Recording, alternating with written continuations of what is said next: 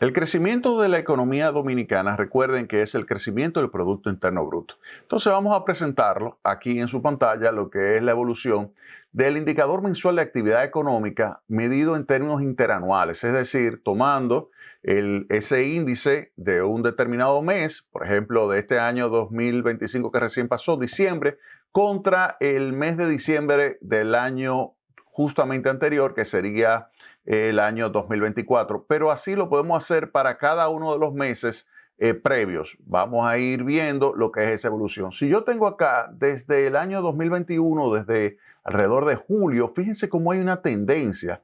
Primero, 2021, la segunda mitad de 2021, luego viene 2022. Fíjense que 2022 se registró una desaceleración, pero claro, venía de una recuperación importante. Este fue el rebote, que fue la recuperación después del COVID. Recuerden que el COVID hubiésemos tenido una caída de por este lado, por acá.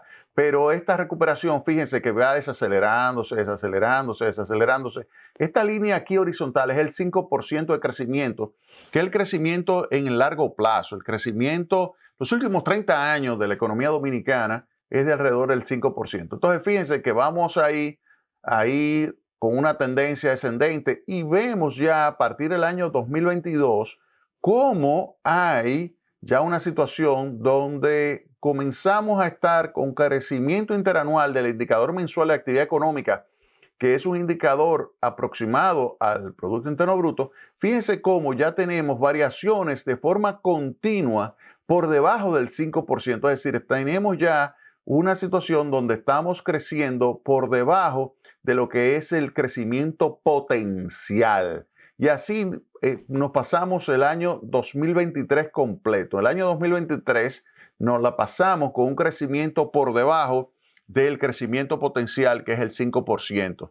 Ese crecimiento que está por debajo del potencial, lo que estamos diciendo es que pudiéramos haber estado creciendo muy por encima de lo que ocurrió en el año 2023, que fue un crecimiento de alrededor de 2.4%, pudimos haber crecido muchísimo más en un entorno de estabilidad, porque el potencial lo que dice es, bueno, cómo tú puedes crecer de largo plazo sin generar una situación inflacionaria que sea insostenible, digamos, porque se ha exhibido que por 3 décadas tú has podido crecer ese entorno del 5%.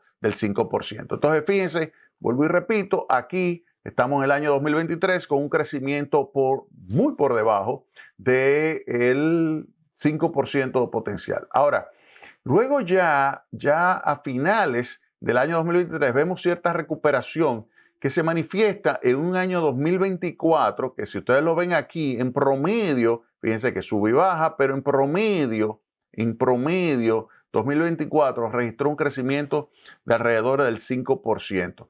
Pero luego vemos a finales del año 2024 cómo comienza la desaceleración y generamos entonces una situación donde el año 2025 el crecimiento de toda la economía del año 2025 fue del entorno del 2.1%, un nivel inferior a la mitad del crecimiento potencial de largo plazo. O sea, fíjense cómo estamos este año 2025 creciendo muy por debajo del crecimiento a largo plazo, que usted le puede llamar potencial, le puede llamar tendencial, pero que es una medida que le dice a usted lo que por lo general usted puede crecer. O sea, fíjense, y estamos en el año 2025 con un crecimiento que está por debajo. Ahora, si nos vamos más atrás, 2019, el año 2012, perdón, al año 2019, tenemos un crecimiento promedio en ese periodo de 5.5%.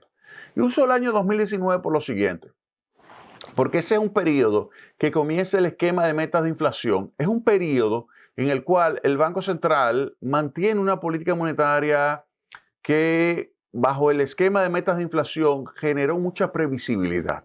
Previsibilidad de tasa de interés, previsibilidad de la tasa de cambio, previsibilidad de los agregados monetarios. O sea que se manejó muy bien la política monetaria del 12 al 19 y hubo un entorno de estabilidad. Claro, había un entorno internacional favorable porque la tasa de interés de referencia de la Reserva Federal, que es el banco central más importante del mundo, era prácticamente cero, entre 0 y 0.25%. Y eso ayudó, facilitó a ese entorno favorable. Pero en términos de crecimiento, del 2012 al año 2019 se registró un crecimiento de 5.5%. Ahora, después del 19 al año 2025, el crecimiento, si ustedes lo ven ahí, ese crecimiento fue muchísimo menor. Es un crecimiento de 3.2%. El crecimiento es de 3.2%, lo que se ha estado observando entre el año 2012 y el año 2025. Usted me dirá,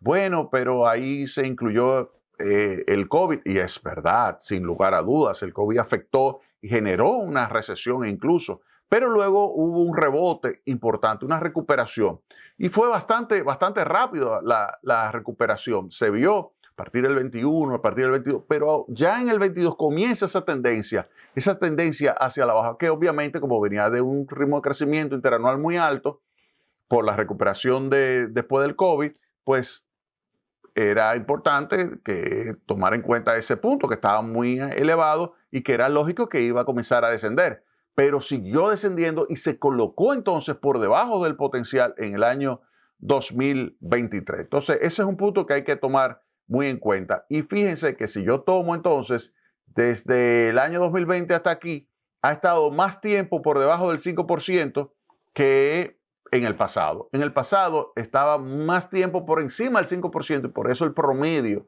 del 2012 al año 2019 fue de 5.5%.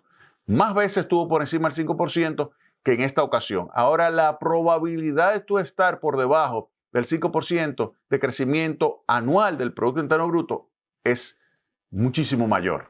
Muchísimo mayor. Si yo lo miro en términos de lo que es las veces que se está produciendo un ritmo de crecimiento interanual de la economía dominicana por debajo del potencial, es muchísimo mayor que en el pasado. Y eso es algo que hay que tomar en cuenta. Ahora, algo importante para hacer ese análisis es que ese crecimiento económico se puede descomponer, como ya les señalé en el primer segmento, en tres aportes, digamos. Uno, el de la mano de obra, que se mide por las horas trabajadas, el capital físico, tanto público como privado, y la productividad total de factores, que cuantifica la eficiencia con la que se combina el capital y la mano de obra. Y en ese sentido, yo voy a utilizar una tablita. Hay otro. Recientemente el Banco Central publicó un libro donde hace una descomposición con un plazo más largo que este del Banco, del Fondo Monetario Internacional, que lo voy a presentar. El Banco Central es más reciente, pero no lo tengo. Lo voy a tratar de conseguir ese libro. Sé que existe ese artículo que lo publicó el doctor Ramón González. Entonces voy ahora a presentarle a ustedes este cuadro que es del Fondo Monetario Internacional. Este es un cuadro donde el fondo descompone para el caso de República Dominicana, que es esto, el caso de República Dominicana, el crecimiento del Producto Interno Bruto. Fíjense aquí, este es el crecimiento del 2000 al 2019, 5% del 2000 al 2019. Fíjense acá, del 2000 al 2019, un crecimiento del 5%. Es el crecimiento a largo plazo de la República Dominicana. De ese crecimiento, Solow, el profesor Robert Solow, Premio Nobel de Economía de 1987, profesor del Instituto Tecnológico de Massachusetts, murió hace ya un poquito más de un año, con 99 años, alguien muy longevo y que aportó muchísimo a la economía. Esto que voy a enseñarle fue el elemento fundamental que le ayudó a llegar al premio Nobel, la teoría del crecimiento de la economía. Todos los modelos de crecimiento beben de lo que es el modelo de crecimiento del profesor Bob Solow. Y ahora voy a utilizar entonces su teoría para descomponer el crecimiento económico. Ese 5% del año 2000 al 2019, que es el mismo 5% desde el año 1991 a el año 2020, digamos, es el mismo 5% en términos de crecimiento. O sea que es sostenido el crecimiento del 5% que ha logrado República Dominicana, y por eso es de los países de la región que más ha progresado en los últimos 30 años, República Dominicana, o sea, sin lugar a dudas. Entonces, pero aquí el Fondo Monetario Internacional toma el cálculo del 2000 al 2019 para compararlo con otros países como, por ejemplo, países de Asia, países de Latinoamérica, otros países, etcétera. Pero en el caso de República Dominicana, ¿qué es lo que vamos a utilizar? Miren aquí. Crecimiento de economía, 5% en términos reales. Cuando hablo en términos reales, lo que estoy hablando es en términos de bienes y servicios. O sea, esto es dejando fuera la inflación. La inflación lo voy a hablar un poquito más adelante. Ahora, solamente actividad económica. Y fíjense lo que dice acá, que ese crecimiento yo lo estoy descomponiendo en 1.3 puntos porcentuales, se explica por la mano de obra, 1.3 puntos porcentuales. Eso significa, si yo tomo ese 1.3 y lo divido ese 1.3 entre 5, estoy diciendo que el 26% del crecimiento de la economía en esos 20 años, esas 2 décadas, el 26% lo explica la mano de obra. ¿Eso qué es? La mano de obra es la cantidad de horas trabajadas. Cantidad de horas trabajadas significa personas trabajando y también tomando en cuenta lo que sería la cantidad de horas que está trabajando. Entonces, eso me da el total de cantidad de horas y eso es lo que estamos viendo acá. Entonces, me dice que 1.3 de 5, 1.3 puntos porcentuales de 5 que creció en promedio la economía en términos anuales, eso lo explica la mano de obra y eso les representa un porcentaje de 26%. Ahora, la acumulación de capital, que es lo que se conoce como inversión, representa 2.8, mírenlo ahí, 2.8, y ese 2.8, si usted lo divide entre 5, le va a dar que el 56% del crecimiento de la economía dominicana del año 2000 al 2019 lo explica la acumulación del factor capital. Eso es inversión. Eso es maquinaria, eso es un edificio, eso es equipo, etcétera. Ese es capital físico. Lo explica 2.8 porcentuales de los 5. Lo está explicando la formación de capital. También eso obviamente incluye variación de existencia. 56%. Ahora, fíjense acá es aquí lo que se conoce como la productividad total de factores o productividad factorial total, depende cómo usted lo quiera traducir. La productividad factorial total o productividad total de factores le dice que explica el punto 9. Si usted toma punto 9, y lo divide entre 5, le va a dar el 18%. Ahora, aquí abajo, fíjense que dice que la productividad total de factores es 1.3 para el 2005 al 2019. Es decir, si yo excluyo de lo que es la crisis del año 2003, y es razonable porque esa fue una crisis que no es típica. La crisis de 2003, 2004 fue una crisis financiera, se originó por la quiebra de 3 instituciones bancarias que fueron mal gestionadas por el sector privado. No fue ni la economía en general, no fue el Estado que lo quebró, sino 3 empresas. Pero eso no es algo típico. Entonces, lo que hace el fondo es, miren, ¿saben qué? Voy a sacar ese periodo de análisis y voy a recalcular. Y a ellos le da entonces que es 1.3. 1.3 sería la parte correspondiente a el aporte de la productividad total de factores, lo cual no está nada mal, Hay otras estimaciones,